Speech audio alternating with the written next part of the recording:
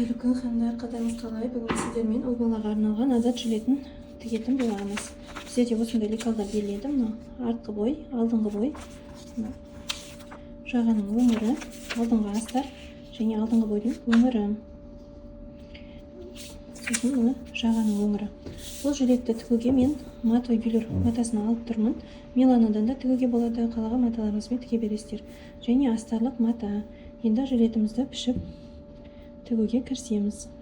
Қаңдар, міне матаның ұзындығы 1 метр. 1 метрдің мына бір шетін 40 сантиметрдей болады. Соны бүктеп қойдым. Осылай бүктеп қойдым. Мына артқы бойды бүктелген жеріне қоямыз. Бүктеме етіп пішеміз. Алдыңғы бойдың өңірі, мына алдыңғы бой және жағаның өңірі. Сонда 6 жасты тігіп тұрмын. Мата шығыны қандай дегенде мына 1 метр матаның жартысынан 1 жилет шығаруға болады. Сонда 1 метр матадан 2 жилет шығаруға болады. Қазір енді осыны қойып, қиып аламыз. Астар матаның да бір шетін бүктеп қойдым, 30 сантиметрдей.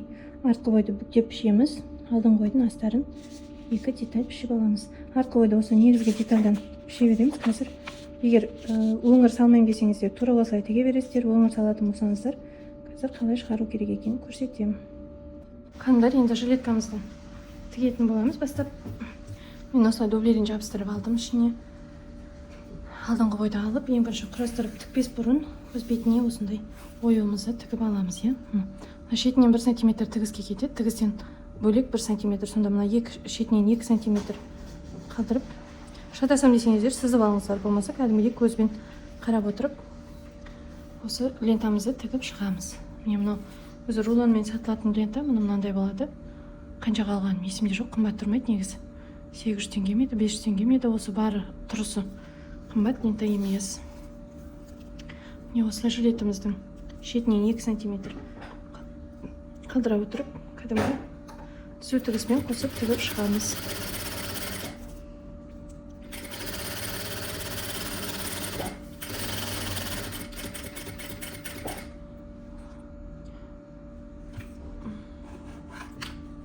Бұрышқа келген кезде лапкамызды көтереміз дағыны, енемізді көтермейміз, сол орында қалдырамыз, сөйтіп осылай тігіп шығамыз.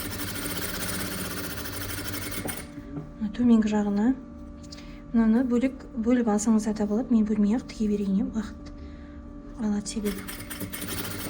Осылай лапкаңызды көтеріп, енені көтермей тұрсаңыз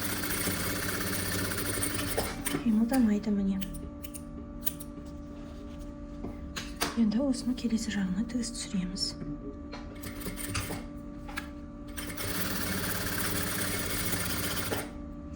Міне мына жерде жаңағы бұрыш болып тұр ғой, сол бұрышымызды төмен жаққа қарай, болмаса жоғары қарай, не осылай қарай қайтарып қоя салайын, тігуге ыңғайлы.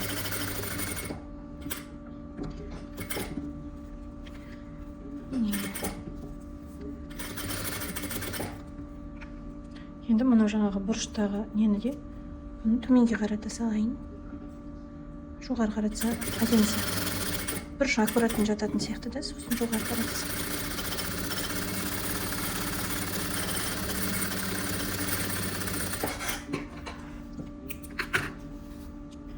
Міне осылай тігіп аламыз. Үстінен жақсылап өтікпен басып шықсаңыздар болады. Енді келесі жағында тура осылай тігіп аламыз, одан кейін құрастырып тігеміз жилеткамызды.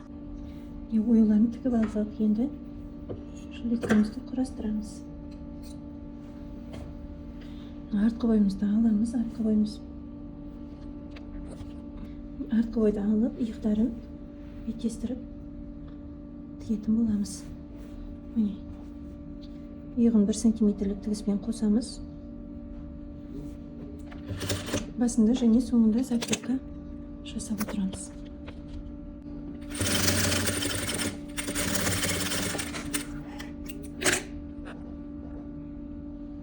Иығын қосылдық. Енді жан тігісін қосамыз 1 сантиметрлік тігіспен.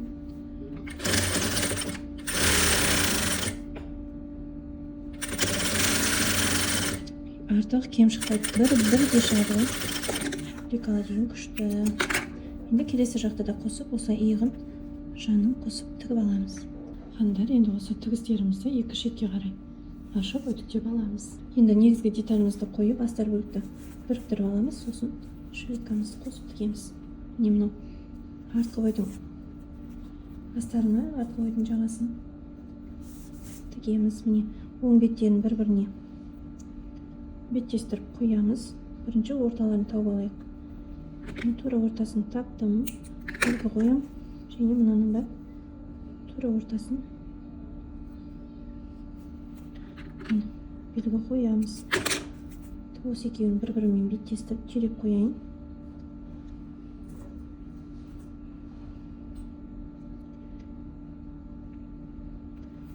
Енді астар бөліп жоғарғы жағында, астар мата жоғарғы жағында болған дұрыс, себебі жиырылып қалады. Осылай енді шетіне 1 см тігіспен қосып тігіп шығамыз.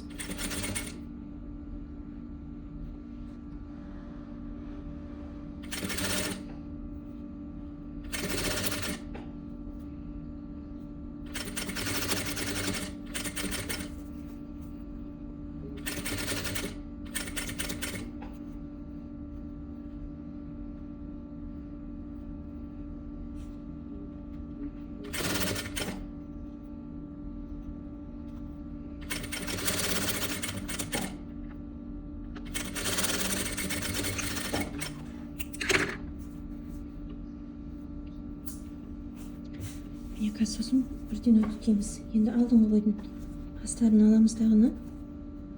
Осыған мынау. Алдыңғы ойдың өңірі осылай қосып тігеміз. Бұл жерде де астар мата жоғарғы жағында болғаны дұрыс. 1 см тігіспен қосып аламыз.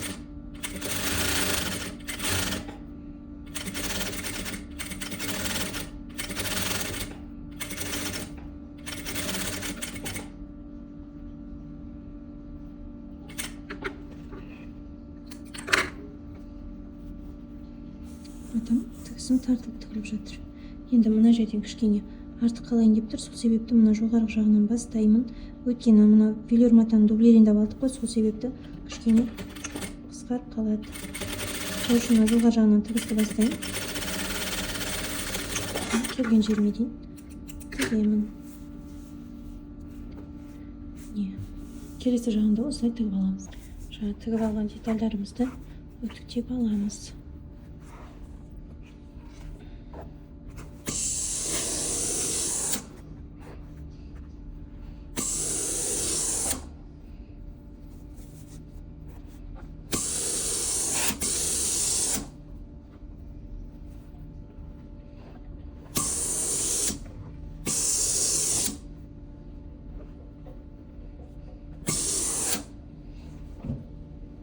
Енді астар бөлікте де бағана сыртқы бөлікте тіккендей иықтарын, жан тігістерін қосып біріктіріп аласыздар.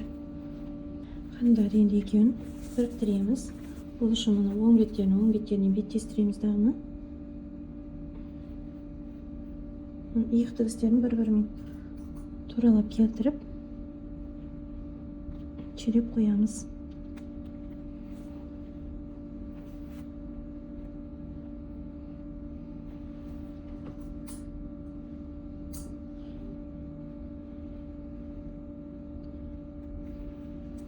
Енді мына алдыңғы ойдың тігісі мына төменгі жақтан былай айналдырып толықтай 1 см тігіспен қосып тігіп шығамыз.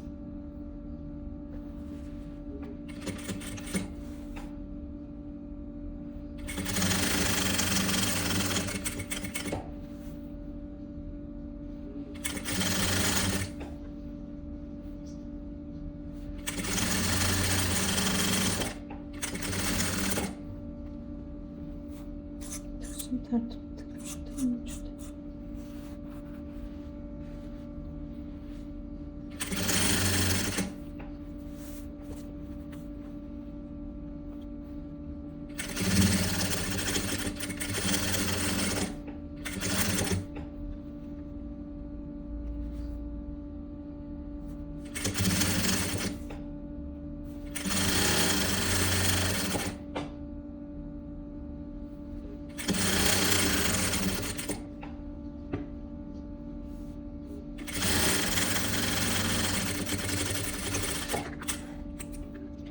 Толықтай тігіп алдық, инелерімізді алып тастайық. енді мына мойын ойындысы бар ғой, соны кішкене ара жерден тіліп жібереміз. Мына тігіске жеткізбей, арасын 2 см 3 см ашып, осылай тіліп қоямыз. Бұл мойынды тартылып тұрмас үшін керек. Енді 0,1 мм тігіс жүргізуіміз керек. Мына біздің жаңағы алдыңғы бойда жүргізген тігісіміз бар ғой, соны астар бөлікке қарай жатқызамыз. Міне. Енді мына тігісті лапканың ішкі жағына, лапканың ішкі жағына тақап отырып, осы тігістің түбінен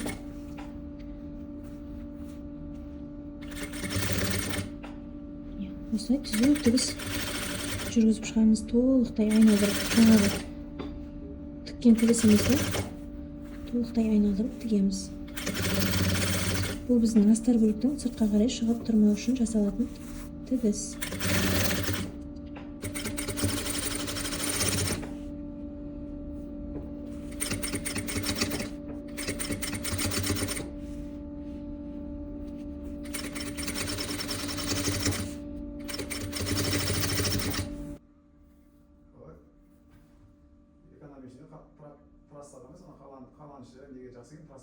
Ханымдар, енді біз қолтығын біріктіруіміз қажет. Ол үшін міне астар мен негізгі матаның ортасынан қолымды кіргіземін. Міне қолтық тігісті ішке қарай 1 см қайтарам. Міне астарды ішке қарай, екеуі де бір-біріне қарап тұрады. 1 см қайтарам да осы жерді қысып ұстап тұрам. Енді міне осылай өзіме тартып аламын. Осыны жібермеген күйде міне осыны ұстап тұрсаңыздар, міне қолтық ойынды өзімен бір-бірімен беттеседі.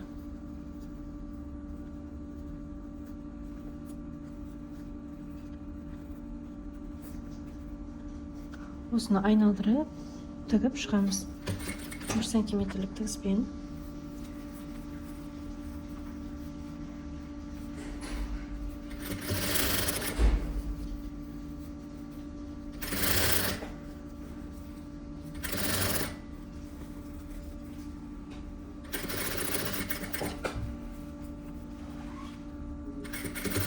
Міне уже мына жағы тартылмай қалған кезде тігісімізді аяқтап закрепка жасап, енді мына қолтықты мына жағына тартсаңыздар ашылады қайтадан. Енді мына қалған жерді бекітіп тігіп аламыз.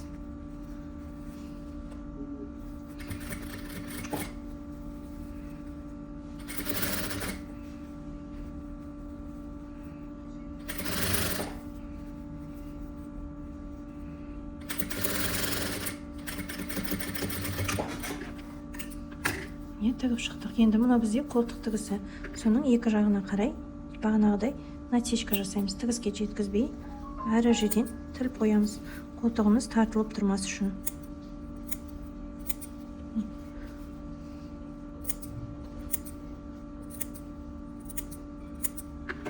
Қазір оң қаратқан кезде көрсетейін. Міне қолтық тігісіміз осылай болып тұр. Келесі жағында тура осылай қосып алыңыздар. Ханымдар, енді жилеттің төменгі жағын қосып шығамыз. Сонымен жилетіміз аяқталып қалды. Осылай теріс қаратқан күйі төменгі жақты алып 1 см тігіспен бір-біріне қосып аламыз.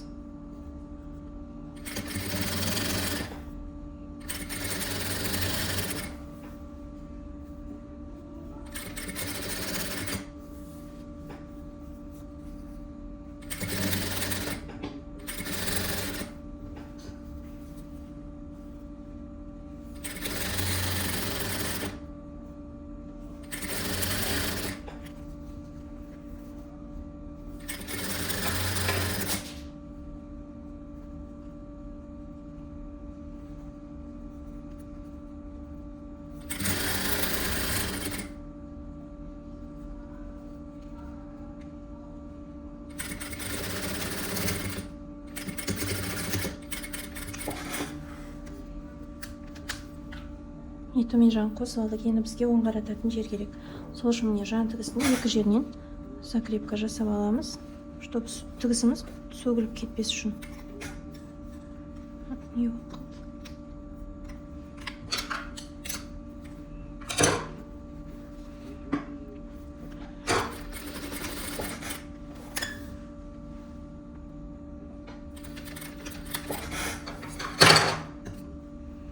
Енді осы екеуінің ортасын сөгіп жіберіп,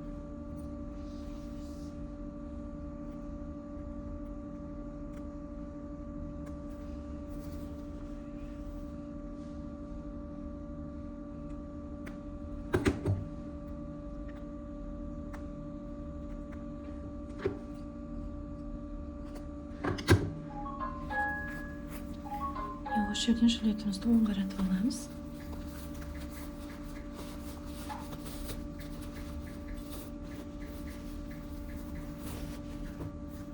Енді мынау жаңағы біздің оң қаратқан жерімізді қолмен көктеп қойсаңыздар да болады. Мен машинкамен тігіп қоямын. Осылай алып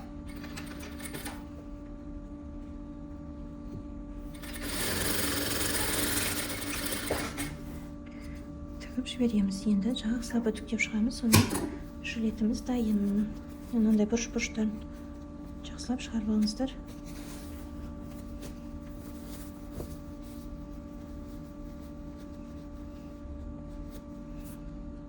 Жаңа 0,1 миллиметрлік тігіс түсірдік қой, соны ішке қарай жатқызып отырып үтіктейміз.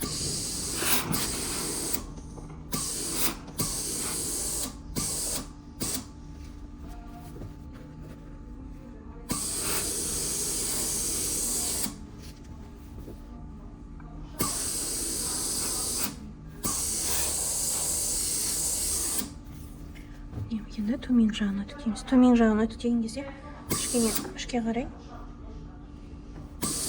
жатқызып өтіктеңіздер.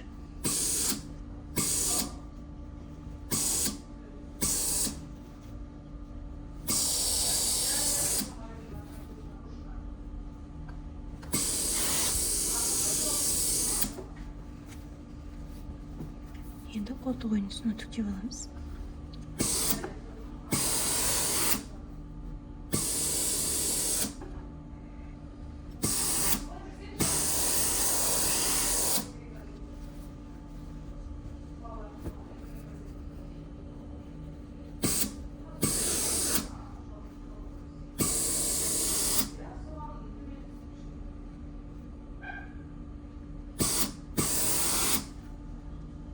Осымен жилетіміз дайын. Енді мына жағын кішкене ішке қарай кіргізіп қоямын ғой деймін лекалада.